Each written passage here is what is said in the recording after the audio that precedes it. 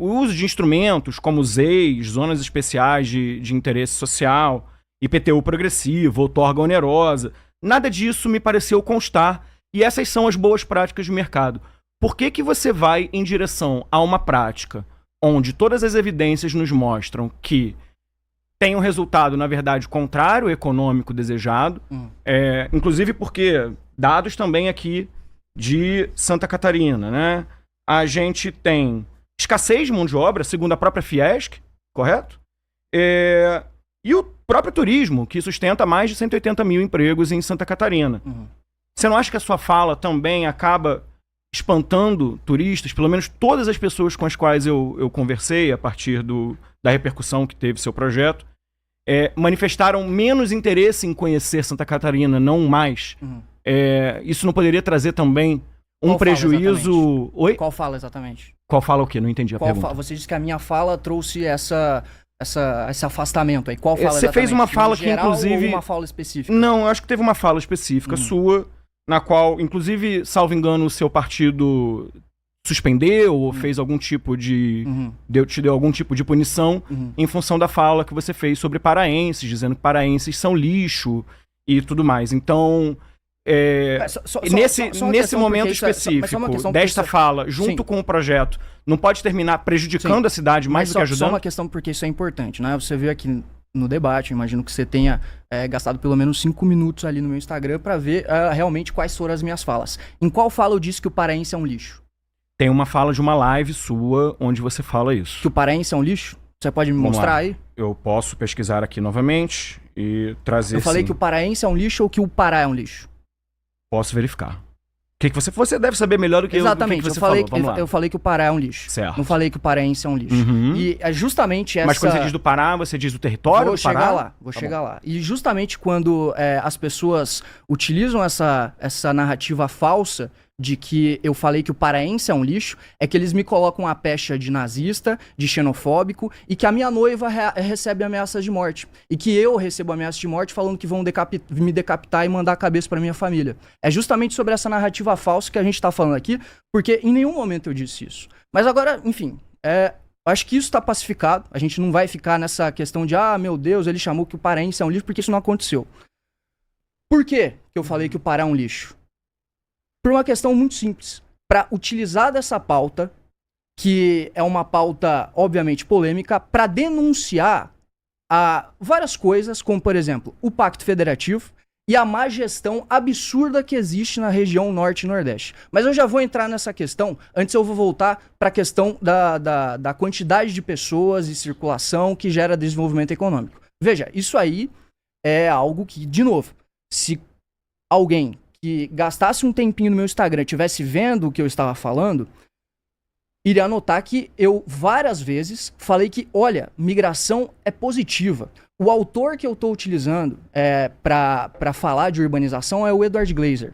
É um melhor economista urbano do mundo sobre isso, professor em Harvard, e ele é completamente a favor, né, da questão da migração, porque existem diversos estudos, como você mesmo trouxe aqui, de uma correlação muito forte entre densidade e renda per capita. Né? Então, toda vez que a gente vai olhar locais, regiões com uma densidade muito alta, a gente vê que existe sempre crescimento econômico. Afinal, se a gente for ver qual que é o modelo de crescimento econômico clássico, que é o modelo do Solow, é basicamente 3 elementos. Um é trabalho, outro é capital e outro é produtividade. E óbvio, se PIB é uma medida de produção, logo, mais gente produzindo vai produzir mais. Isso é evidente. Então, sim, densidade traz crescimento econômico e isso é algo que eu quero que aconteça. Eu quero que Santa Catarina cresça economicamente, eu quero que cresça em termos de população, porque isso traz crescimento econômico, traz desenvolvimento econômico. Então, sim, eu quero que isso aconteça. Agora, qual que é o ponto? Eu quero que isso aconteça de maneira ordenada. Porque, da mesma forma que o Glaeser traz que densidade gera desenvolvimento econômico, ele também traz que a falta de capacidade do setor público é o grande responsável pela urbanização fracassada que a gente tem ao redor do mundo inteiro, principalmente nos países de terceiro mundo. Né? Então, e aí quando a gente olha para o Brasil, a gente vê exatamente isso. A gente vê, por exemplo, São Paulo e Rio de Janeiro. Né, tem a segunda e a terceira maior renda per capita do Brasil. justamente porque são locais ali muito densos, né? Tem uma produção econômica intensa. Mas são locais perfeitos para eu falar justamente disso que eu tô falando aqui, porque talvez são os 2 maiores exemplos de urbanização fracassada que a gente tem no Brasil. Então, assim, o avanço da iniciativa privada, ele aconteceu em São Paulo e no Rio de Janeiro. As pessoas realmente geraram mais riqueza. O Estado realmente ficou mais rico. A renda per capita aumentou, mas a urbanização foi completamente fracassada. O setor público não conseguiu acompanhar o avanço do setor econômico. E aí o que aconteceu é que... o que acontece quando a gente tem urbanização fracassada? A gente tem as diversas externalidades negativas referentes a isso, que daí é congestionamento, é segurança pública, é favelização, é pressão no serviço público, é UBS lotada, é falta de vaga em creche, é todas essas situações que eu, como um vereador de Joinville, tô vendo o que tá acontecendo na minha cidade e é o que eu quero impedir. É basicamente isso. E assim, eu não tô botando aqui o controle migratório como a bala de prata. Agora a gente resolveu a situação, né? Esse registro, essa lei de registro habitacional aí, ela é a bala de prata pra gente resolver o problema da urbanização no Brasil inteiro. É claro que não. Urbanização se faz com gestão pública de qualidade, capacidade de investimento e etc. Agora, é um recurso a mais. Essa lei de registro habitacional que eu estou propondo como controle migratório é um recurso a mais que o poder público vai ter para justamente poder fazer um controle migratório. E assim, eu acho que uma questão é muito evidente que assim, isso acontece na Alemanha, que é o centro de direito constitucional no mundo. E aí as pessoas querem me taxar como nazista. Como se isso fosse, meu Deus, é um negócio de extrema-direita. Pelo amor de Deus, existe um país mais democrático, liberal aí que a Alemanha? Provavelmente existe, mas assim, é uma referência, né? É uma referência. A Alemanha é uma referência disso. Então, bom. Bem, Matheus, você não respondeu a questão central que eu te perguntei, né? Existem várias políticas públicas, você é formado em gestão pública, existem várias políticas públicas que de fato podem resolver o problema da favelização, né? Por que você escolheu, como você mesmo disse, e aí eu vou partir das suas palavras, mais uma ferramenta de comunicação, na verdade, porque o seu projeto, ele é, antes de tudo, inconstitucional. A gente pode falar disso. E depois, além disso, ele tem um vício de iniciativa, porque você é vereador e está querendo legislar nacionalmente. Então, para início de conversa, a probabilidade que o seu projeto tem de ser aprovado dentro da Câmara de Joinville e passar a ser viabilizado é absolutamente zero, tá? Então, isso para mim é um fato. Não seria mais adequado, se você está preocupado com o tema, trazer políticas públicas que de fato resolvam o problema? Como eu te falei, você vai trazer aqui um problema econômico, o seu discurso tá nitidamente reduzindo o número de pessoas que têm até uma certa favorabilidade a Santa Catarina, ou seja, você está tirando empregos de Santa Catarina, com um discurso de controle migratório que penaliza economicamente o Estado e o município, tendo diversas outras formas de trabalhar isso, que não estão no seu projeto, não estão no seu discurso e não estão nas suas propostas. Bom, vamos lá. Você quer resolver o problema ou você quer só fazer a discussão no nível nacional sobre o Pacto Federativo? Eu quero principalmente, o principal motivo, e é justamente o motivo pelo qual a gente começou a levantar esse debate antes de sequer protocolar a lei, é porque o maior motivo é justamente para gerar esse debate. Controle migratório é algo que acontece ao redor do mundo inteiro. Né? Vários países têm vários modelos de controle migratório, inclusive eu nem tô batendo o pé aqui falando, olha, o meu modelo de controle migratório é o certo. Não, a gente pode discutir outros modelos. Controle migratório é algo que existe ao redor do mundo inteiro. Dentro do próprio país? Dentro do próprio país. Né? Que mundo inteiro que tem controle migratório? Você tem na Europa, você tem... Você tem mecanismo... Não tem. Me diz qual é o país. Você tem mecanismo... A China tem. Não, mas a China não fica na Europa, né? Calma, eu falei ao redor do mundo inteiro. Você falou na Europa tem controle migratório interno... A China faz parte do mundo, né? Calma. Você falou, tem controle migratório interno dentro do país. Eu tô te perguntando onde. Sim. A Alemanha é um. A Alemanha tem controle migratório de quem vem de fora do país para a Alemanha. Isso não é migração, Aonde? Eu quero que você me mostre. Né? A lei de registro. Eu tô até agora esperando você citar qual foi a lei que você se inspirou, que até agora eu não recebi essa lei. BMG, correto? Eu tenho uma informação aqui sobre isso, que eu pesquisei aqui. Na Alemanha, a principal lei relacionada a registros habitacionais é a lei BMG, que é a Bundesmessgesetz, que obriga todas as pessoas a registrarem a sua moradia no órgão local de registro em até 2 semanas após a mudança de residência. Além disso, existe a Lei para Registro Imobiliário, GBO, que regula o registro de propriedades e terrenos no livro cadastral.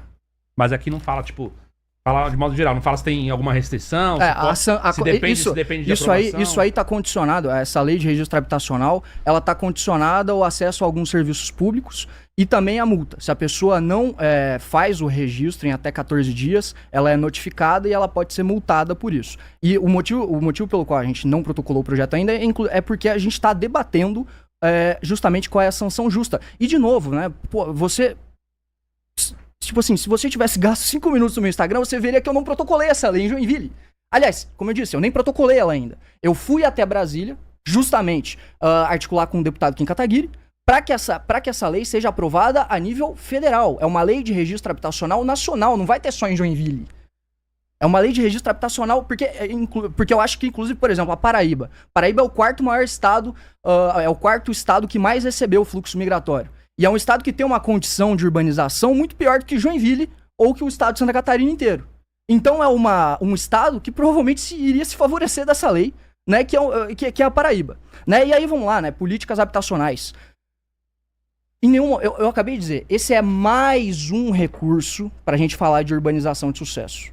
É mais um recurso. Agora, políticas habitacionais, obviamente, deve ser o centro do debate. Deve ser o centro do debate quando a gente vai falar de conter favelização. E isso acontece em Joinville, por exemplo. A gente tem programas habitacionais, a gente tem regularização fundiária, a gente concedeu, inclusive, mais de 6 mil títulos de propriedade ano passado, né? Agora, qual que é o nível de organização dos outros municípios, das outras regiões ao redor do Brasil inteiro, inclusive, para fazer essa urbanização decente, para fazer essa urbanização perante o crescimento populacional de maneira decente, né? Então, e aí a gente volta para outra questão que eu estava falando. Política habitacional é política que precisa de capacidade de investimento. Só que se a gente for ver o que aconteceu com o Brasil desde pelo menos a década de 80, a gente vê uma capacidade de investimento que vem se esvaziando cada vez mais. Porque o nosso estado é caro, é um estado muito caro para um país emergente, com gasto público de baixíssima qualidade, né? E ainda os estados, e aí voltando, além da fragilidade da economia nacional e da incapacidade que a gente tem em termos de investimento para expandir o setor público e conseguir fazer essa urbanização de maneira decente, a gente ainda tem o Pacto Federativo penalizando os estados do norte, aliás, do sul, do sudeste, né? Então, o ponto é esse. Tem que fazer política habitacional? É óbvio que tem que. Agora, com que dinheiro? Esse é o ponto. É absolutamente incoerente o seu discurso, Matheus. Por quê? Por causa do gasto público. Que você acabou de apontar como uma questão e como um problema. Me diz aonde que tem um manual, assim, como ser um liberal. Aí eu sou contra o gasto público. Não, você tá me dizendo que um dos problemas da política habitacional é a questão financeira e econômica. Aí você tá trazendo um projeto que, ao invés de construir casa e resolver o problema, burocratiza, diminui a circulação de pessoas, diminui o desenvolvimento econômico. Só concluir. Diminui o desenvolvimento econômico, diminui a circulação de pessoas. Só concluir. Diminui a circulação econômica, diminui a circulação de pessoas, cria um problema para o país, cria um problema de imagem, dá burocracia, vai necessitar concurso público, vai necessitar estrutura física, vai necessitar gasto logístico. Quando você me diz que, na verdade, não se resolve o problema da habitação porque não tem dinheiro para habitação. Por que o dinheiro, então, não vai para habitação?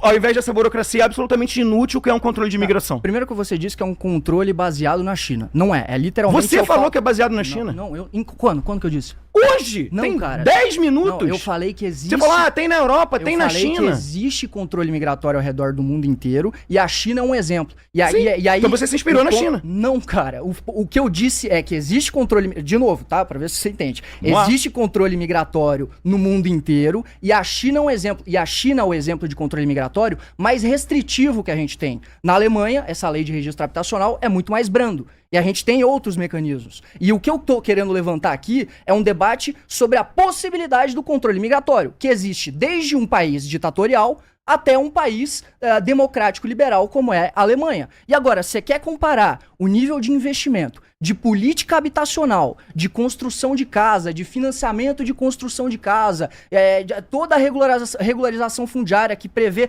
todo o investimento da infraestrutura urbana, conseguir avançar para esses aglomerados, né, que o IBGE chama de aglomerados subnormais, comparado com o registro habitacional? Com algo que pode ser feito de maneira digital, com algumas diligências aqui e ali, isso é irrisório, velho. Isso é irrisório. Como que é irrisório, Matheus? Quantas pessoas se mudam de cidade todo ano no Brasil, Matheus? E aí você quer... Isso não é irrisório, são milhões de pessoas, Matheus.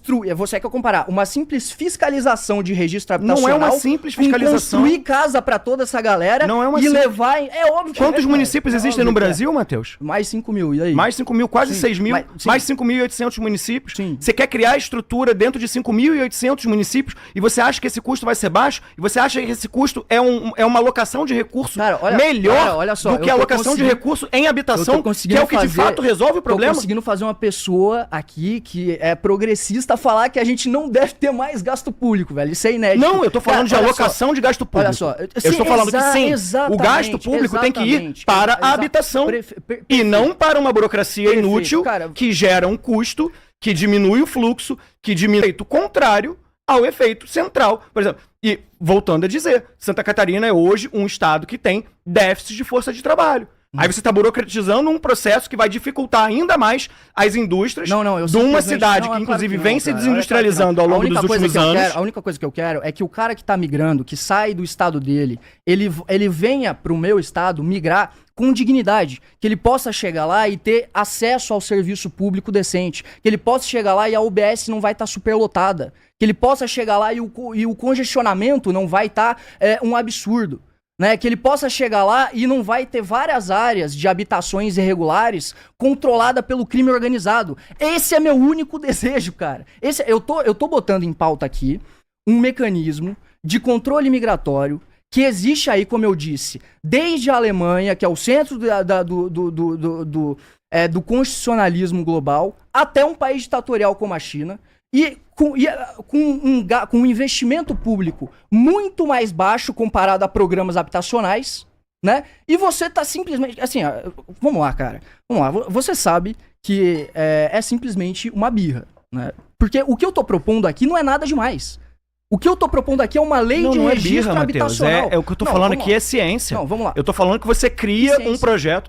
Você fez gestão pública. Sim. Não é uma ciência? Gestão pública? Não, mas o que gestão você pública é uma ciência. Sim, o que você eu está quero falando partir que é deste ciência. princípio. Tá, vamos lá. A gente tem evidências que mostram o ganho econômico que se tem eu neguei isso. E o desenvolvimento... Não. Quando você tem livre circulação de pessoas. Tá? O seu projeto burocratiza este processo de circulação de pessoas. A sua intenção é ótima, mas de boa intenção o inferno tá cheio, Matheus. Não, cara, a sua intenção e o seu projeto pioram o problema, não melhoram o problema. Como o problema real se resolve com investimento público em habitação popular. Eu tô negando que precisa existir isso. Não, mas você tá fazendo uma alocação péssima do recurso público em burocracia. Por quê? Porque tem Isso mais de funciona na 5.800 municípios no Brasil. A lei de registro... E isso vai gerar um custo de logística, burocrático, documental, humano, financeiro. Você disse aqui que de estruturas da maioria dos municípios que não tem como controlar isso. Você disse que gestão pública é ciência, correto? Sim. Ciência é feito com base em evidência, certo? Correto? Com que evidência você tem que essa é uma má alocação de recursos? A evidência que mostra que o que resolve de fato o problema de favelização no mundo é investimento em habitação. E nisso você inclusive já concordou. Não, mas eu disse que esse é mais um recurso pra gente impedir. Porque assim, olha só. Sim, é um dos recursos. Sendo que a burocratização vai contra... Então você tá concordando que é um recurso. A gente concorda que precisa investir em habitação. Acho que aqui é um ponto comum, certo? Óbvio. Vamos achar aqui os pontos comuns. Sim. Precisa investir em habitação popular, tá? Precisa investir na qualidade de serviço público em territórios populares, inclusive para que eles não sejam ocupados pelo crime organizado, correto? E aí, o que Só que o seu projeto, Matheus, não resolve esse problema. E aí, o seu projeto é uma boa intenção que você fala muita segurança de algo que vai ter o resultado contrário ao que ele se propõe. O que eu, como um gestor público, faço? Quando eu vejo que a minha cidade não tem capacidade de investimento suficiente para expandir o serviço público e absorver todo esse fluxo migratório.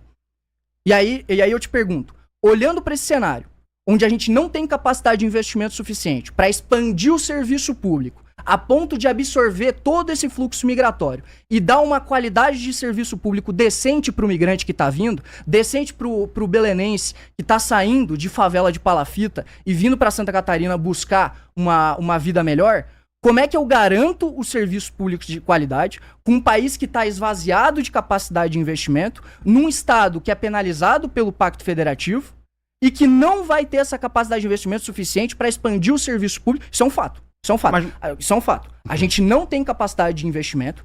Vamos lá, a gente concorda com isso também. A gente não tem capacidade de investimento para expandir o serviço público na velocidade necessária para absorver toda essa população. Discordo, acho que temos, mas conclui seu raciocínio. Beleza, então eu parto desse princípio. Eu parto do princípio que a gente não tem capacidade de investimento suficiente para aumentar, para expandir o serviço público a ponto de conseguir absorver toda essa população. Olhando para isso, o recurso que eu posso adotar é um controle de fluxo migratório. E é um controle de fluxo migratório muito brando, que só pede um registro habitacional. E com uma burocracia que você diz que vai ter um gasto público gigantesco...